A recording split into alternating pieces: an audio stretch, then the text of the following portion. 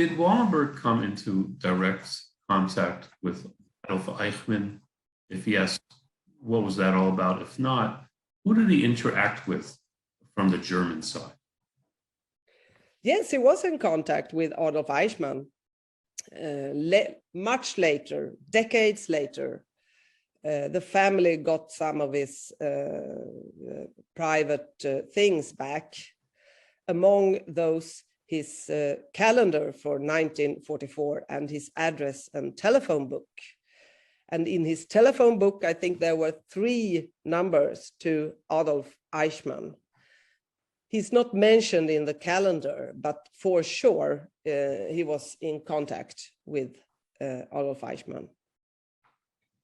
And he was also later on, when the Arrow Crossers took power in Hungary in the middle of October, he was also bold enough to be in direct contact with the Arrow Crossers. This is important to understand because it has an explanation. It explains partly why he was arrested.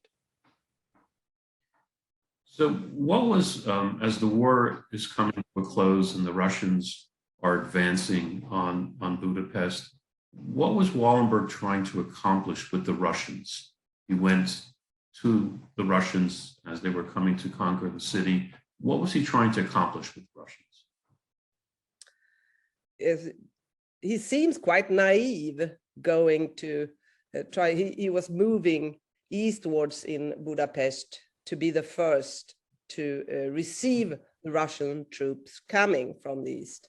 And of course, now afterwards, we can think that that was kind of naive to think that he could collaborate with the Russians, but that was his purpose. He wanted to collaborate with the Russians to save the central ghetto of Budapest with over 100,000 Jews, which was during these days when the Russians came really threatened by the Arrow Crossers and the Germans.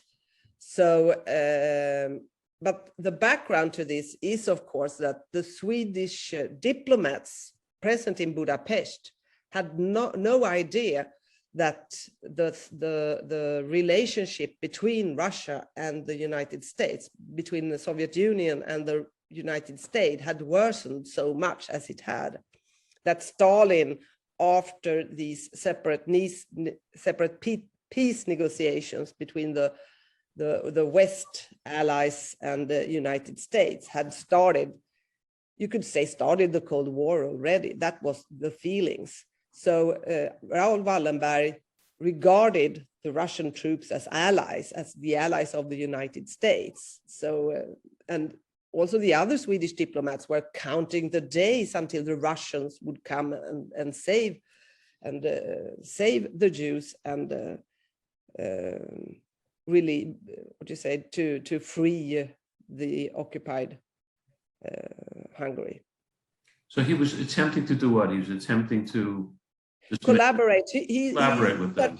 Such contact with the Russian troops and the Russian general Malinovsky to be able to save the central ghetto of Budapest.